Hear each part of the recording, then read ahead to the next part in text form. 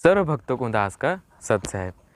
मेरा नाम है अखिलेश दास और अगर अभी तक आपने हमारे YouTube चैनल स्टार भक्ति ऑफिसर को सब्सक्राइब नहीं किया है तो सब्सक्राइब कर लीजिए, ताकि मैं जब भी नए नए परमात्मा के सत्संग अपलोड करूं तो आप उन्हें देख सकें और भी भक्तों तक पहुंचा सकें। और अगर आप हमें इंस्टाग्राम पर भी फॉलो करना चाहते हैं तो लिंक आपको डिस्क्रिप्शन बॉक्स में मिल जाएगा, जाकर आप हमें फॉलो भी कर सकते हैं। इसलिए हमने अपने समाज में भी प्यार से रहना। जैसे आपको कोई गाली दे देता है, कोई बात नहीं, आपके अंदर उतनी ही वापस गाली देने की फिर अंदर से कसक होती है, तो फिर तो भी आप भक्त नहीं बने, अभी आप में साधुता आई नहीं है। कबीर साहब कहते हैं, आवत गाली एक है उल्टा हो अनेक,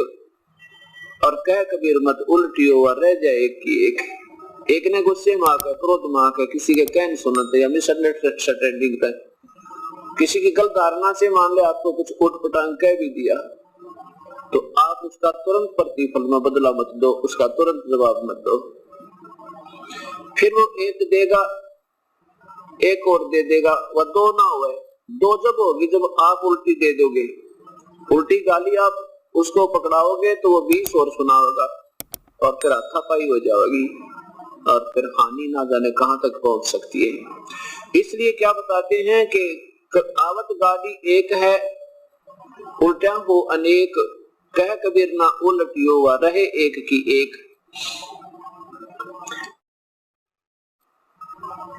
गाली ही से उपचे और कलह कष्ट और नीच, हार चले सो संत है वे लाग मरे सो नीच।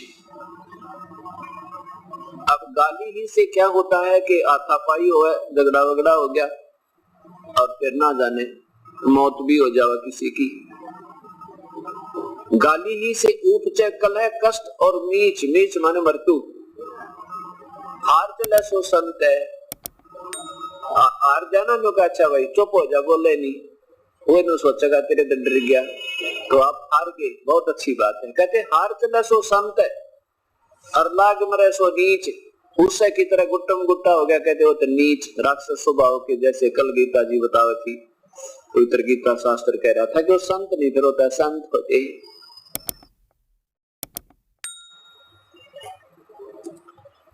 अब हमने अपने संस्कारों को भी पूरा करना है, साथ में अपने अंदर बहुत ज्यादा सुधार लाना है, ताकि आम समाज भी ये कहे भी भक्ति हो तो ऐसे संत भक्त हैं तो ये हैं जिनमें बीड़ी शराब मांस तंबाकू का कोई व्यसन ना हो, और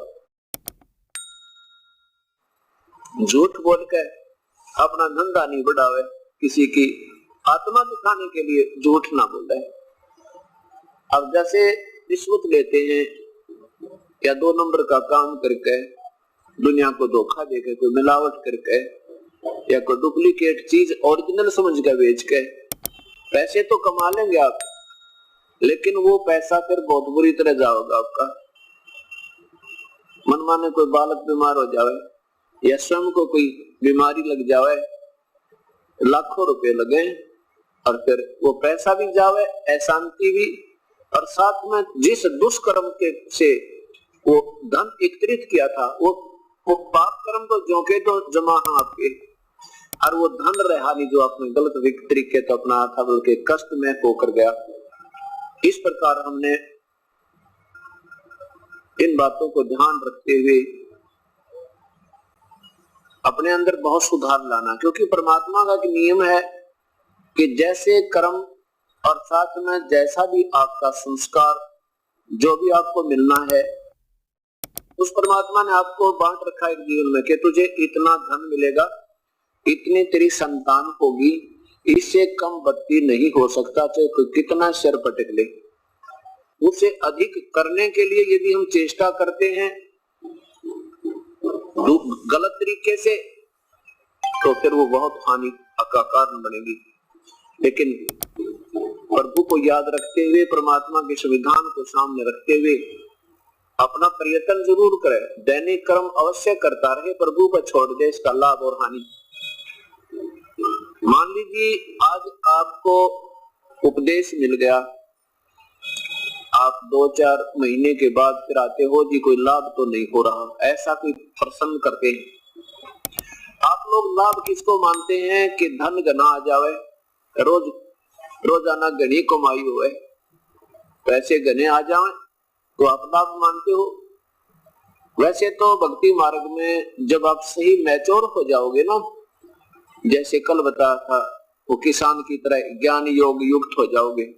फिर ये चीज कौन चाहो तुम धनगना आ गया थोड़ा, फिर तो न सोचोगे आज सिमरण कम होया या ज्यादा, आज मेरा भक्ति का वो क्यों एक अंग रह गया जो मैं नहीं कर पाया, ये दुख होने लग जाएगा आपको। फिर भी ये परमात्मा वो पूर्ण ब्रह्म है, परमेश्वर पूर्ण ब्रह्म, कबीर साहब सतपुरुष, ये वो शक्ति है कि हमारे भाग से ज्यादा भी दे देगा और अच्छे तरीके से दे देगा। आपने 2 नंबर का काम करना भी नहीं पड़ेगा, विश्वास रखना अपने मालिक पे। अब जैसे आपने 4-5 महीने पीछे बताया, दास गुरु जी क्या आपको आके कहने लगे जी कोई लाभ तो ना होया, और पहले क्या होता था, पहले बताते थे जी बहुत नुकसान हो चुका है, हमने ये भी नुकसान हो गया, पशु भी बिगड़ गए, व्यापार भी कति चौपट हो गया, एक बालक बीमार हुआ था उसका कम से कम भी 1.5 लाख रुपया लग गया। अब ये सोचना कि आपको मान लीजिए व्यापार में या आपके घर में पैसा घना नहीं आ रहा है और वो फिर व्यर्थ भी नहीं जा रहा है, बीमार नहीं होता कोई, वो पशु बिगड़ने बंद हो गए, आनी बंद हो जाएगी, लाभ से थोड़ा ही हो जाइए, वो आपका गना है, क्योंकि उधर ज्यादा आता दिखाई दे रहा था, फिर एकदम इकट्ठा ही चला गया तो वो लाभ नहीं था, वो तो व्यर्थ था, अशांति और बनी। अब ये परमात्मा वो है, विश्वास रखना, कह कबीर सुनो भी साधो मैं तो हूँ विश्वास में।